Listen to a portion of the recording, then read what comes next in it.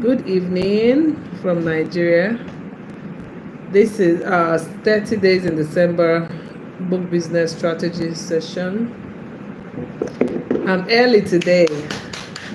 3 minutes to go. 10 p.m. 3 minutes to 10 p.m. And I'm super excited to be here. Let me see who will come in first. Whether it's an OG, somebody that used to be here before, or a new person. Let me know.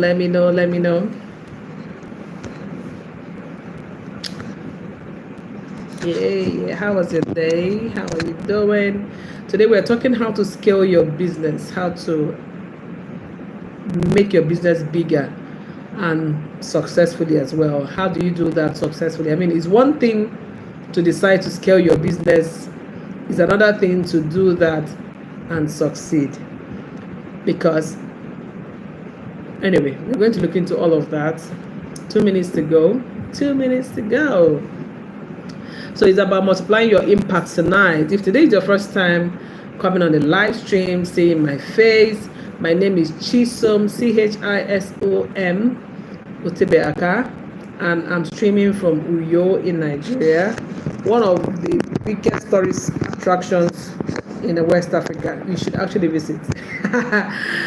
Okay, and I'm the founder of Logos Audibles, a top tier publishing company out of Nigeria, and we specialize in making autobiographies, memoirs, academic works that are pristine.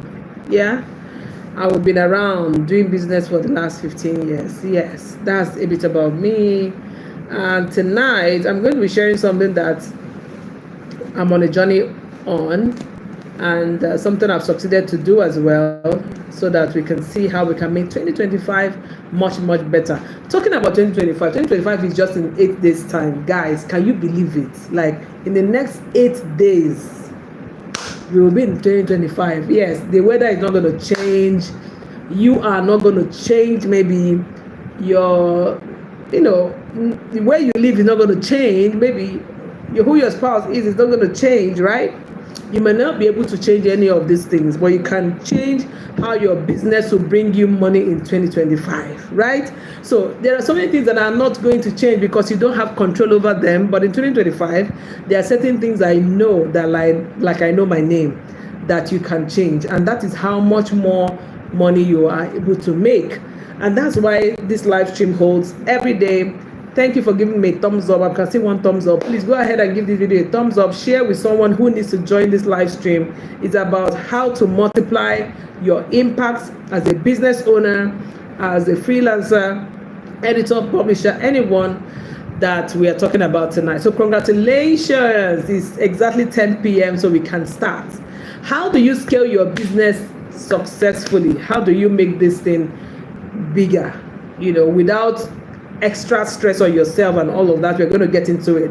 So congratulations, you have built a solid foundation for your business, I guess. Hi Nagarjuna, welcome to the live stream. Thank you. You say I'm beautiful. Thank you so much. Please, where are you watching from? Let me know in the comment section. Ryan said, wow, you're so pretty. Oh, thank you so much as well. So you built a solid foundation for your business, but staying in just one business place will not do the magic. If you want to earn more income, it will not even also give you, especially if you want long-term impact, right? You can't just be doing just one thing. Now, this live stream is for people who already have successfully built a profitable business, right? This one has peaked. It's not like you're bootstrapping them, right? AS, welcome to the live stream. AS is watching from Germany. Thank you for letting me know. Nagarjuna, Ryan, Gray, let me know where you're watching from. Now, imagine if this business that has peaked, that is doing well, you're able to multiply that success in another business, into other ventures, right? Amazing. That's what we're talking about today. Now, how can you multiply the impact of your business? How can you scale your business? How can you make more money from your business while you're working smarter, freeing up most of your time, and not really working harder per se, right? That's what we're talking about. Kakashi, welcome to the live stream. Yes. AS, yes, I'm on IG. AS, I'm on IG as Chisom Aka. Yes, you could go check me out. send me a DM or a comment and I'll be responding. So today we are diving into what are the secrets of scaling your business without you burning out. I'm so particular about not working harder, just maintaining the status quo, but having much more impact, having more offers, more product, and of course more customers, right? So let's look at the first segment this way. What does it even mean to scale your business? Because we use all of this business lingo all the time, but what does it mean to scale your business? Scaling your business, does it mean that you now sell, you have more product? Not strong. Nelson, welcome to the stream, and I can see your live, I can see your message. Profit maximization depends on how the product is and its branding and what value it gives to its customers. Absolutely. But tonight we're talking about how do you scale, how do you make more money from this product, how do you increase your customer base without working extra. So what does it mean to scale? Let's start from there. Now, scaling your business is not just about you growing. So we need to pay attention to that. It's not that your business is growing. That's different. That's business growth. It may not be scaling in that sense. But scaling means that you're growing, but efficiently. You're growing on all aspects,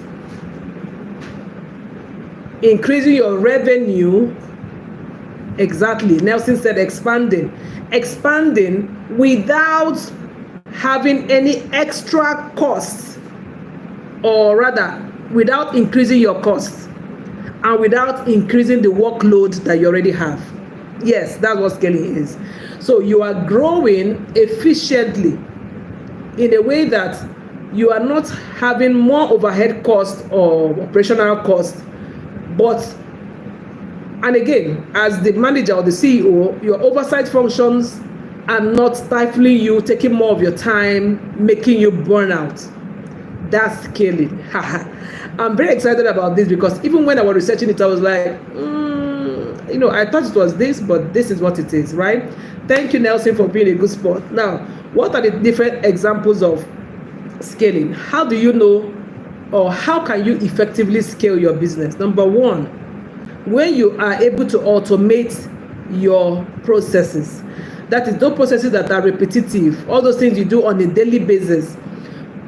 Software, tools, and all that can do those ones so that you can focus on what matters, right? So automating tasks that are repetitive, that are like a routine, in a way that you don't have to sweat a lot or sweat anymore trying to handle them, is part of indices of knowing that you're scaling. Do you understand? Now, if every time somebody makes an order or places an order on your website, there's an automated system that immediately responds to them, calculates what they are. Like, I, as a publisher, if you come to my website and you are able to say, oh, I want to write this kind of book, this volume of book, this is the title I'm looking at, and all that, we should be able to calculate and let you know what approximately that project might cost to edit, to publish, right? Now, if we're able to achieve that, then we are scaling. It means that we are not going to have an extra staff in that sense. We're not going to spend more money in that sense. We only make sure that our website is optimized to help us as an assistant. The same website that we're going to be using for just information, if we are not very smart, we can optimize it to make sure that it serves us in that manner. So when you're able to automate your repetitive tasks,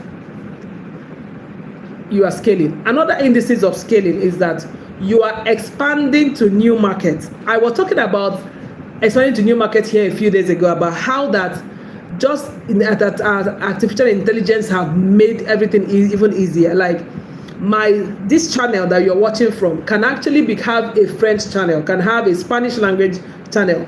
This same content, I don't need to go record another one. This same one that I'm speaking in English can begin to appeal, because who said that people who don't understand English don't need this knowledge I'm giving? They also need it, right? Nelson, it's correct, I understood. Yeah, okay, cool. I'm happy that you're following. Do you understand? So if I'm able to get this channel or get another channel where this same content are now being transmitted in French, in Spanish, or other languages, and I'm getting feedback, and people are saying, like Nelson is saying, oh, I understand this is helping me, for instance, then I would have scaled into new markets. Countries I could never really relate with before, but I have used tools again, can you see? Because I really can't speak French or that language, okay? And I even want to expand into other African countries. I can begin to, translate my channel or my teaching into Afrikaans, so that I have more South African regional, viewers. That's what I mean. So I said before, how you know you're scaling is you automate your repetitive tasks. When you're able to do that too, when you're able to expand into new markets, right? So for a fashion designer who is scaling, like, this fashion designer have been doing ready to wear for young women, then decides to now begin to also make for young men. I mean, this is very clear, right? Young men, maybe in a specific style, then he's entering into new markets. That means more people, he or she going to get a lot, credit from men now, not just women, right? Or branches into making for children. Those are new markets, right? Of course, another way or you can successfully scale is creating systems that will allow your business to run without you doing everything by yourself. This one I'm talking to myself right now. When your business is able to run without you having to do every bit of the thing or micromanage every bit of the process, then that's scaling. You get? Now, the question now is, what does scaling mean to you? Nelson, I know you say you understand, but what does it mean for what you do? What do you do, Nelson? And what will scaling mean for what you do? Drop your comment in the chat. Everyone listening, let me know in the comments, what does scaling mean to you according to what you're doing currently to make money? And if you're looking at it going forward and into 2025, like you want to scale this stuff that you do, whether it's your YouTube channel, whether it's your business, whether it's your freelance venture, whether it's your side gig or your 9-to-5 job. Well, can you scale 9-to-5 job? But you know what I mean. Let me know in the comment section what scaling means to you, why we're going into the second part. Now, why is it important to scale to your business? Why is it important to expand to new markets? Why is it important to automate your task? Yay, African Tales and Beats, I'm here again. Thank you. My OGs are coming. I love it. Now, why is it important to scale? It's very important because it helps you control your time. Especially as a founder or the CEO or somebody, you can focus more on high value activities so that systems can handle the rest, the repetitive things, the everyday routine tasks that can sometimes be boring and can make you spend a lot of money employing people who will still make human mistakes while at it, right? So you can free your time, you can control your time more and focus on high value activities that like money bringing activities like marketing, sales, networking, you know what I mean? So it's very important for you to scale for that reason. Nelson said, scaling basically the expanding in a way that will increase the wealth and obviously profit without incurring extra costs. That's good and beneficial for the company. That's amazing. Exactly. Now, also, why is it important for you to scale? Apart from controlling your time and all that, it's also very important for you to scale so that you can reach new people. So you as an entrepreneur or a freelancer, what you do is a human solution, right? And humans should not be restricted from accessing help just because you can't speak their language or you don't have their size if it's a fashion brand, or you don't you're not in their location, some of those things. So if you're able to reach more people, you have more customers and you're going to make more impact. So it means that your brand or your company will have mentions in more places that you may not ever even imagine. I mean, it's a no-brainer, right? Scaling is so important, especially in 2025, where we have, the world is not just a global village now, the world is a village. I don't know how to put it. Also, of course, the obvious one, you will need to scale because you need to make more profits. You need to increase your revenue. When you increase your revenue, you're able to help more people. You're able to sustain that business for generations unborn. You're able to, just do much more. Now, remember that in scaling, you have to boost your profits And in this case, you don't have to have extra expenses in that sense. So your expenses are supposed to be proportional to the money you're making, right? Now, let me give a sort of case study. I remember Facebook, when Facebook was just Facebook, right? When they hadn't acquired Instagram, WhatsApp. You guys were here like 10 something ago. We were all on the app, we were all doing our thing, but we never even knew there was an Instagram. Then Instagram came. I remember I joined Instagram in 2014, and then all of a sudden Facebook brought them up, of course, and they have done so well with all of the features that they've added and all that. But remember, this same Facebook launched Metaverse. Metaverse some years ago, and they were just like, Metaverse is that like the new big thing, it's going to take over, it's going to do this. Did it? It did not, right? So in trying to enter new markets, sometimes it might work, sometimes it might not work. Like I said, the idea of this stream is to help you scale successfully. Now, Metaverse did not, take off. Maybe it might take off 2025 going forward, but it didn't scale the way Mark wanted it to scale. So you know what I mean? So I'm trying to give you an example. So scaling can mean you curtailing your product. Let me give you an example of my company. When I started my company, I was doing everything. We were doing book editing, book proofreading, publishing, social media influencing, everything. Best believe we were doing bloggers events, awards, bloggers party. It was a lot, but we were not making as much income, you won't believe it, as much as when we now decided that we want to now focus on serving leaders, entrepreneurs and CEOs who have a problem with time, but they have a lot of content from experience and their workplace and they need to write their own books in a short time without actually having to write it themselves since they don't have the time. Immediately we narrowed down to what looks like one product, our income increased. Now that's also scaling, right? So I'm using these two examples. So you see the Facebook as a big company, you see my company as a small company, and how the scaling may not always be more products. It may not also be product, right? So it can scale when you curtail your product. You can also scale if you expand your offers. It depends on if you keep to the principle of making sure that you can attract more profit, you can automate tasks, and you can reach more people, right? I discovered in trying to do editing and proofreading, I was targeting people who have already written books or people who have the skill of writing, and they could just be anybody from high school leavers to teenagers to mommies to daddies. But when I started saying, okay, let's focus on leaders, busy professionals, people who don't have the luxury of time. Then I discovered that demographics are a lot also. I mean, they're everywhere. Leaders of companies, leaders of churches, leaders of anything, they're a lot. But who is catering to them? Right? So you can see. Now, let's go to the third segment. Let me know if you're getting. Nelson said, but the problem is, even though we grow, they prevail the competition in the market. Let's say iPhone versus Samsung, jogger versus merch, and so on. For each product, there are competition. Yes, competition is not a bad thing, really, Nelson. I don't think competition is a bad thing. I think that competition helps you think and scale, like I just told you. Part of the reason why we decided in my company that we were going to stop offering single proofreading and editing services was also because when we started in 2009, we didn't really have companies in Nigeria who were doing those services. So it was just like Blue Ocean and all that. But after a while, if you get to Nigeria Facebook, internet Facebook space, it looks like almost everybody, especially young women, everybody's an editor, everybody is the proofreader, everybody is doing something, right?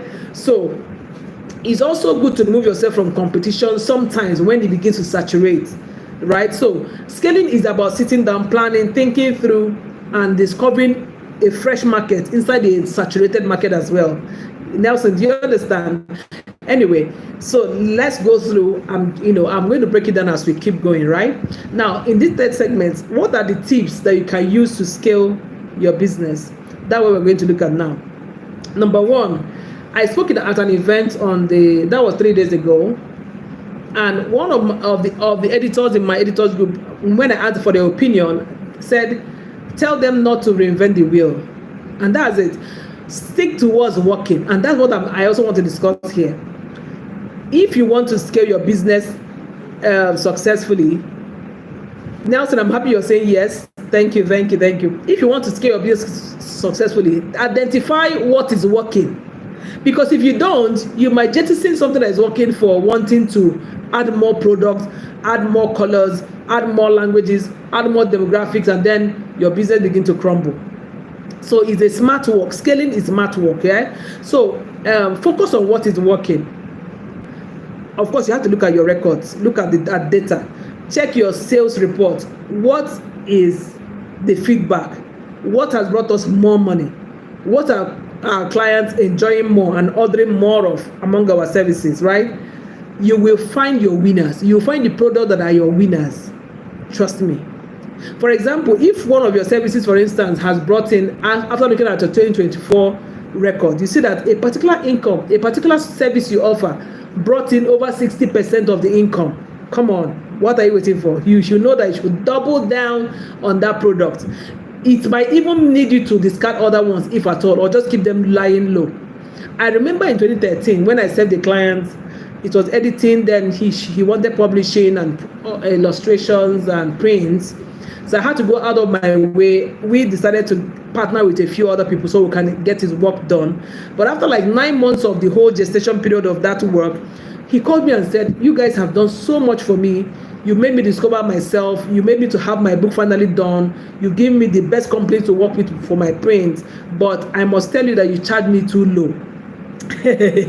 Have you seen where a client is so sincere to tell you, oh, the money I paid you is too small. You should have charged me more. That was my case. Like, I sat down in that office discussing with him about this, and I was like, oh my gosh. And he had to teach me something that I also want to teach you this night.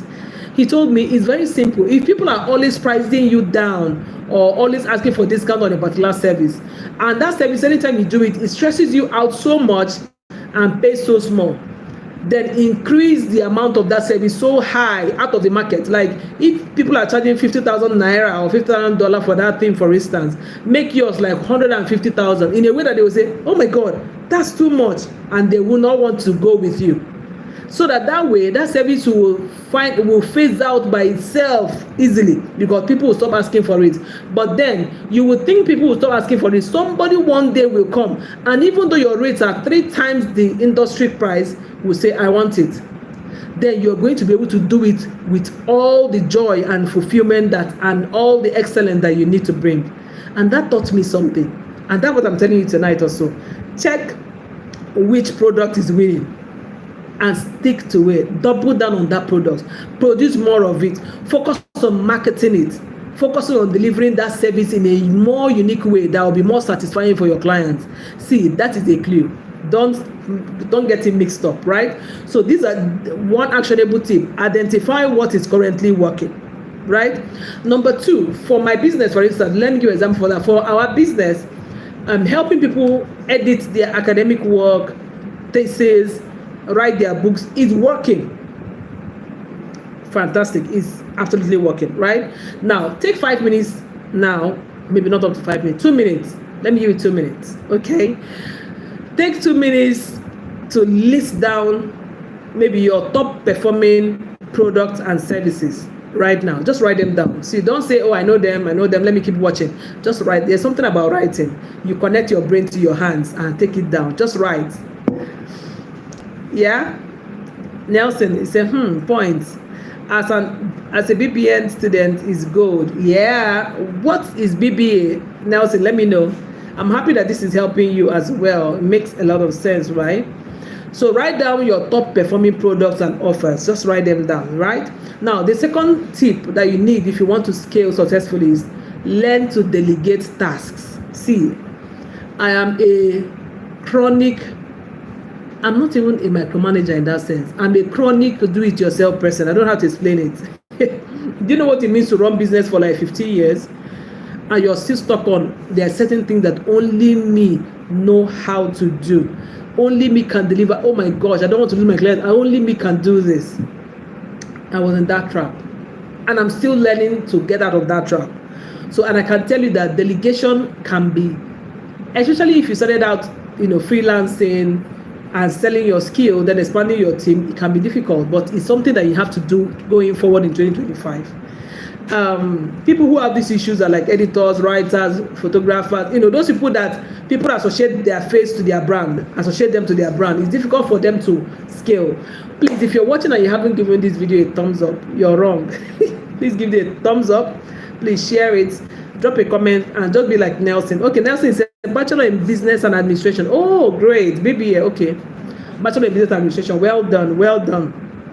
Yeah, very important. So yes, so this business series, all of December till 31st, will benefit you, and we have been doing this since 2nd of December. So you might need to go back and just scoop it up, listen at your free time. Yeah. So learn to delegate tasks if you want to strategically scale, and because why? You need to free up time. So you need to outsource those things that are not your core, those things that are repetitive, those things that are low value. They are not the things bringing money, even though they of course contribute to it.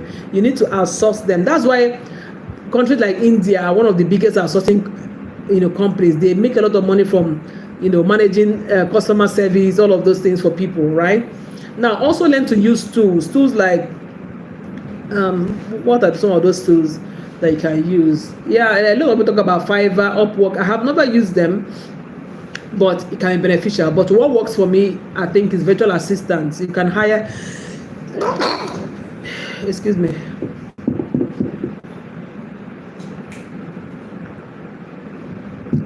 You can hire virtual assistants to handle certain of your tasks that are low value, that are not your core, right? Some of the things that you might need to outsource are like your social media, scheduling your social media posts. Nelson said, honestly, it's 3 a.m. night here. Oh, everybody's sleeping. I'm here listening to you underneath the blanket. Oh, great. I really appreciate it. 3 a.m. So which country are you, Nelson? I can't remember if you told me before. Are you the one in Germany? I can't remember. Anyway, let me know. I appreciate it, Nelson, and I'm happy that it's helping you. Okay, so you can schedule things like, you can outsource things like your social media, things like your data entry, things like your customer support, customer service, calls and all. Okay, India. Oh, I guess as much. Okay, I wanted to say 5 hours ahead of Nigeria is like India, but I said let me not say it. Okay, great. I appreciate it. Now, the challenge, you have to make, if you want to outsource better, you have to make a commitment to hire a virtual assistant by this month. And it's better you hire the person now, between now and January, so that your 2025 will get on to a good start, right? If you're a business person, this is so important. It's a challenge I'm throwing to you. Hire a virtual assistant. They can be from any country, as long as what you're seeking for and the task you want them to perform, they're able to get it. So you have to make sure that your recruitment is smooth and all that. Excuse me. Now let's look at how can you expand your product or your services to other people, or like I said before, how can you expand into new markets? Yeah. There's something called the horizontal and the vertical and horizontal expansion. It reminds me of the cross. So think about the cross, right? This way and that way, right? To expand vertically means that you can create other products that can go with some of your other products. For instance, if you're somebody who sell let's say you sell makeup, right? You sell like makeup, eyebrow pencil, all of those makeup, right?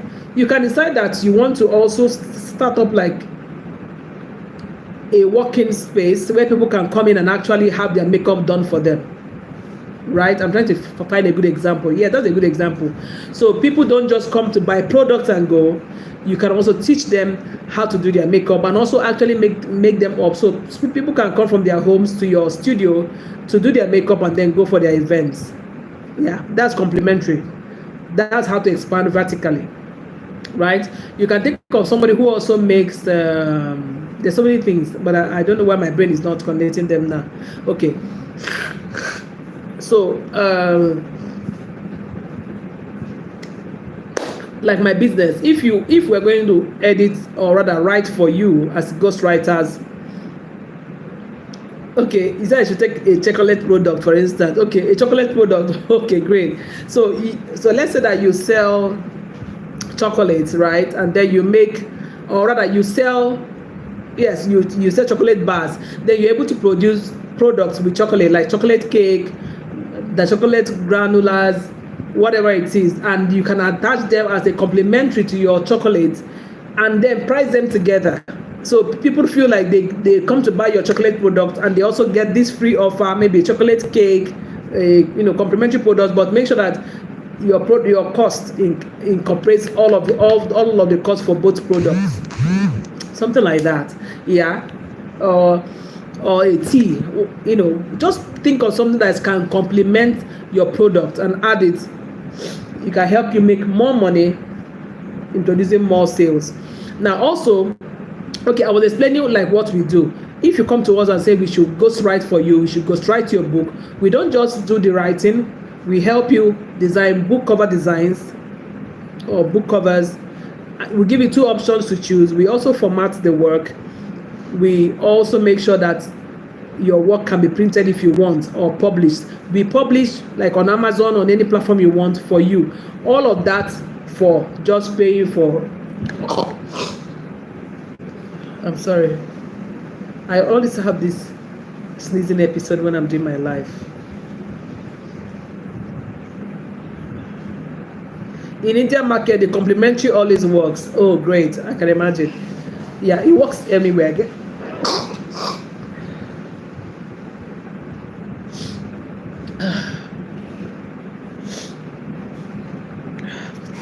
Pardon me. I'm always trying to get my temperature right. Yeah, complementary marketing works all the time, right? Now let's look at the target, like the horizontal expansion. Now, thank you, Nelson. Horizontal expansion means that you're targeting new age.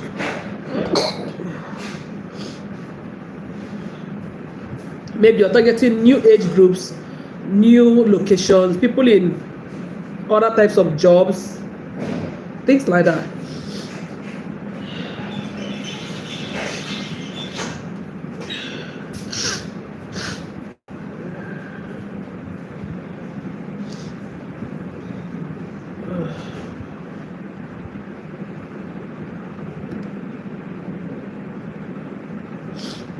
Please pardon me. I'm just trying to get myself settled back. Thank you. Okay, so you're trying to get new people for horizontal expansion. You're trying to get new people, maybe another age grade, maybe you want to add women or men to your offerings. You want to reach people in other locations. Maybe if I want to expand my services to India, for instance, and I said to work with Nelson. All right, so that can work, right? So you see the difference between vertical and horizontal. For vertical, you introduce new product that will complement the products you already have. That way you make more money. You don't need to have extra staff. The same staff who are selling your product are the same ones that will offer the services. You know what I mean? So you balance it out that way, and people get much more value. So they can come in, buy their product, also get their makeup done if they want. They can come in, buy their chocolate bars, but they can also get a chocolate product already, like a cake or whatever. Or they can even book for their chocolate fountain. This chocolate thing that drips that people use for birthday parties. Anything chocolate, they can come there and know that they can get it. Yeah.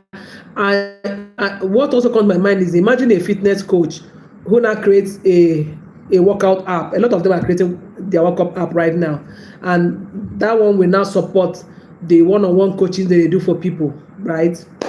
So all of that is part of how to expand your product into new markets, right? Now, what is the one market or one product idea that you've been thinking about? Share it in the comment section. Let's benefit. Yeah, I can see people still on the live stream. If you're still watching, give this video a thumbs up if you haven't, and share with somebody to join us as well. And we have a second segment of this live stream that are going to happen just after this one goes off.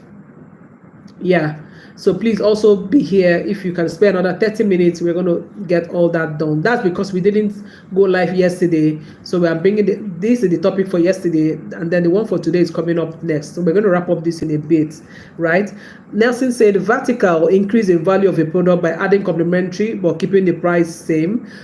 No, you remember that the aim of scaling is not to keep the price same, it's for you to make more money, but you don't need to spend more money to make more money.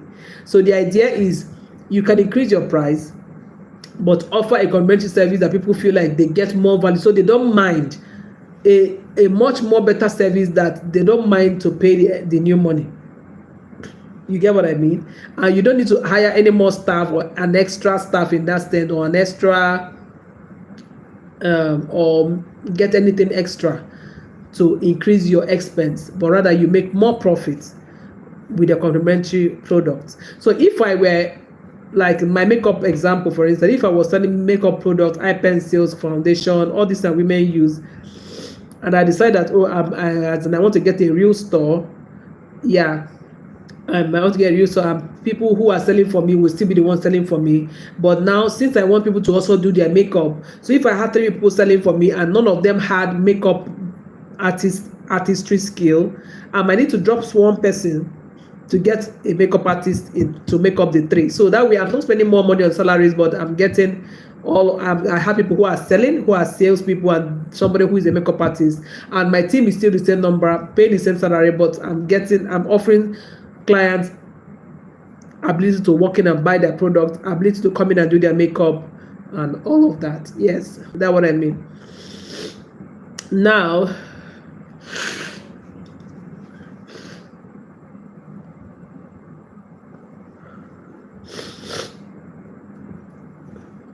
people have always asked me, like, okay, so what are the tools what are your productivity tools? In as much as I'm not like Ali Abdul, I'm not Ali Abdul standard. Ali Abdul is a YouTuber here on YouTube as well that is very good with what he does, with over 5 million subscribers. He's very big on productivity and tools. In fact, I've learned so many of the tools he uses from listening to him, right? While I'm not him, I have also learned how to do or how to use certain tools and systems to help me in my work and in my workplace, and it helps my team as well. I have team members who are smarter than me. That's really smarter than me, if you ask me, and that's how we get the work done really. Yeah. So I know that there are customer relation management tools that people use, like you can use to manage your customer relations, send birthday messages to your clients, send invoicing, all of those things. Let me show you some. I know there is hotspots. Sorry, let me bring my camera. Let me bring my camera to show you. Let me flip my camera rather to show you. All right, so this is HubSpot. You can see.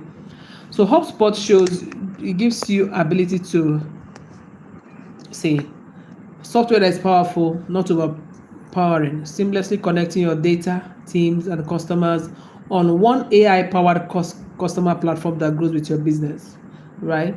You can automate your tasks.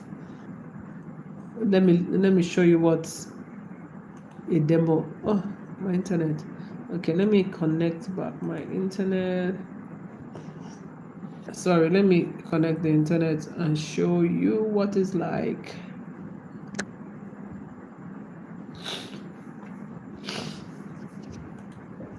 Let me show you what Hotspot demo is like. Do you use Hotspot? Also, let me know in the comments. What do you think about it? How has it helped you so far? I'm patiently waiting for my internet to come up.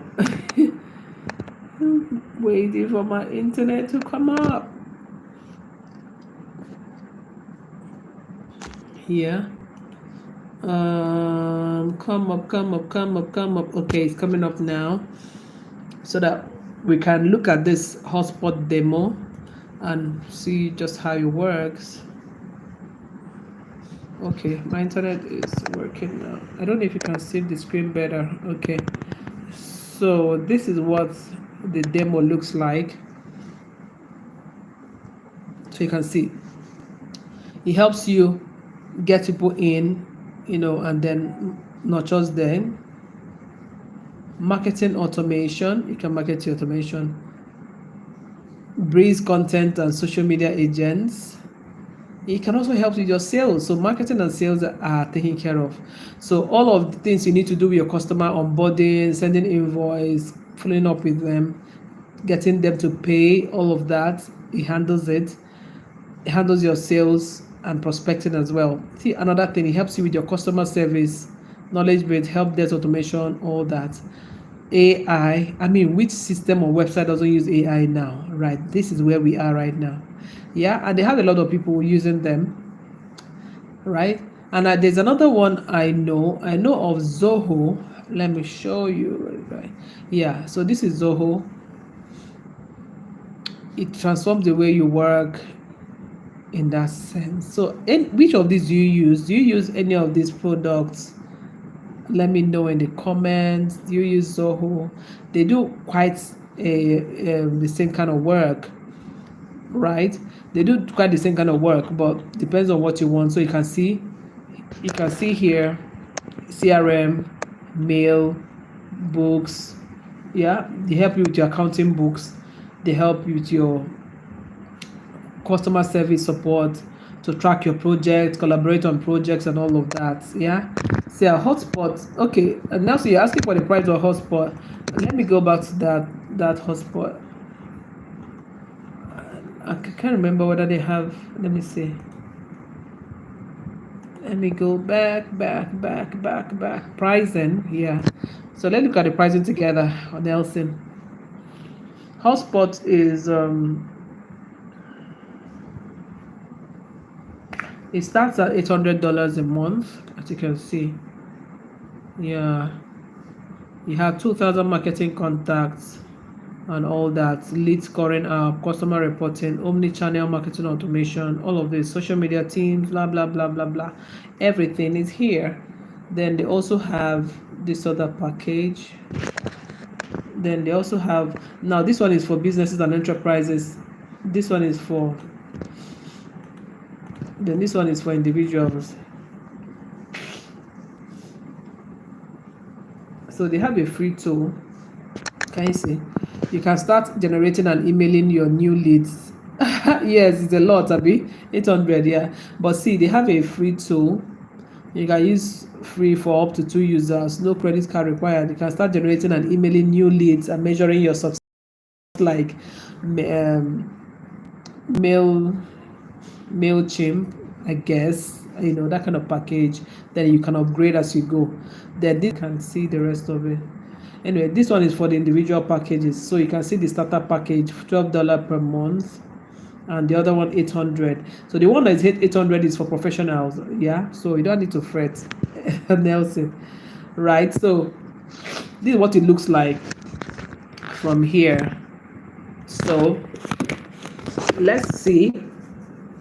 I also do some of the things I do here from my my WhatsApp automation. I do a few of the tasks that I need to do with my WhatsApp automation. But of course, everything is find what works for you, what you can afford, and all that, and get going.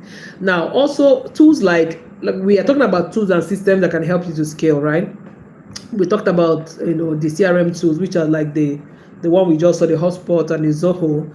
You can also look at the tool that can help you automate your post and your workflow and all of that, like Zapier. I think I opened Zapier, really like Zapier. I had a lot of, even today, a friend of mine who was just emailing back and forth was using Zapier, and I got curious and I was like, okay, what's this about really?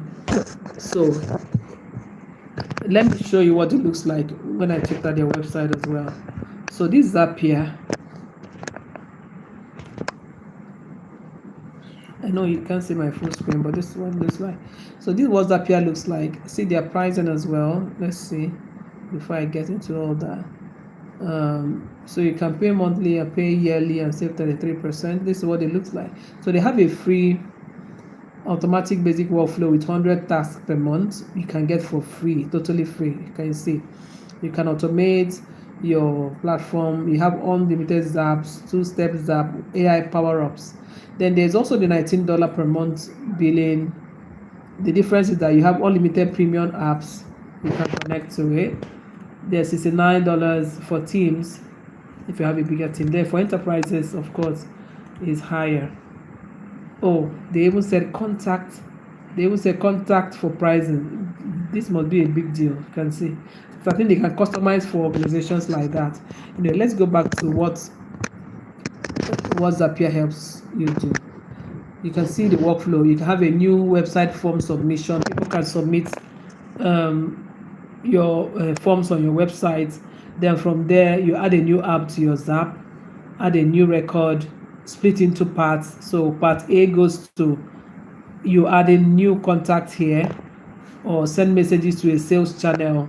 So they just act like your assistant who is sitting back, collecting your staff, your leads, confirming payments, getting to them, all of that, So that's what is about. A bit of the website, the part you can see, right? So there are lots of apps that actually help to get the work done. Yeah, you can draft email replies to your customers. You can summarize your sales calls using OpenAI. AI is amazing. You can talk to your lead 247 with a customer sales chatbot. Can you see? So you don't have to be physically there. You can supercharge your support with an AI powered frequently asked question bot. You can use AI to generate relevant content ideas and all that. Turn your Slack messages into prioritized task lists. Blah blah blah. They have a lot of templates you can actually just take and go on, right? So there's a lot really, and we can maximize going forward in 2025. And mine is look for something that works for you, like I said, and stick to it, right? You can also learn to stay organized with tools like Trello, Asana. Yeah, I'm showing you examples of some of the simple automation tools you can use and how you can even set them up if you want, right? So let's go to the next part so that we can wrap up this session and get into the next. What is the mindset you need to have if you want to scale your business? What is the mindset you should have? First of all, you need to move from the freelancer mindset to the CEO mindset. This is also something that was a bit hard for me, years back, because I kept just thinking of my business as me, and anything outside me, I just feel like, oh, I can't outsource, I can't do this. So you have to adopt a CEO mindset, very, very importantly. And that means you have to stop. It will stop you from working in your business. It will make you to work on it rather than in it. Like, it helps you look at the business from a superior mindset or an overview mindset, so you can spot the things that needs to be done rather than you being the technician. You go market, you see, come back and do the actual work. No, be the person who gets the job in, most of the job in, and let your team flawlessly and seamlessly deliver these services so that you can free up the time to do more things and get more leads in. That's the CEO mindset. A lot of freelancers and people like me who started freelancing first before we started business as like business owners struggle a lot with it. Going into 2025, that's how you can scale and have more impact. Also, that means you have to be open to change. You have to stop all the me thing. You have to be God. Step out of your comfort zone. Do that thing that makes you afraid. Like recently, 2 months ago, we announced one of our biggest recruitments, and when all the applications, even me, I was panicking, like, oh my god. I was asking my teammates, should we do it? Should we, the day they told me that we had shortlisted the ones that we would attend to and all that, my heart was beating. Till now, we haven't finished the final. We have the final recruitment is early in 2025. And I know it's going to work, but sometimes you need to do it afraid, right? Yeah. Thank you, ma'am, for the good content. Help me a lot. Thank you so much for love from India. Good night. All right. Good night, Nelson. You've really, really tried. Thank you. All right. Also have to invest in yourself. Take courses. Today, I just bought a course. 2 courses actually by Emeka Nobis, launching the 1st of January. I did the I joined today, which is like because it's on pre-sale. You just have to keep learning. Sometimes I don't have the mindset of, oh, I already know these things, I'm a coach myself, I already teach people these things. You can just be one thing I will hear that can help my own business, and so I go for it, right? I go for it. So first of all, number one, list one area of your business that you're ready to scale, whether it is a product or a service or in process. Again, research for the tools that are okay for you, that you can use to make things happen for your business. Then hire that virtual assistant or that freelancer or whoever you need to outsource stuff to. Yeah. Nelson, I will come back in the morning though. I subscribe to you. Thank you, Nelson. Thank you. You really tried. You should catch some sleep as well. Right now, drop in the comments charts, everyone. What's the first thing you're going to scale? Let me know. I'm really interested to know, like, what do you want to scale? What do you want to expand without, getting overloaded work on yourself? Let's know and share the tips. Next stream, we're going to be discussing how to collaborate to thrive on this wealth building journey and this business. Thank you so much, African Tales and Beats as well. Thank you.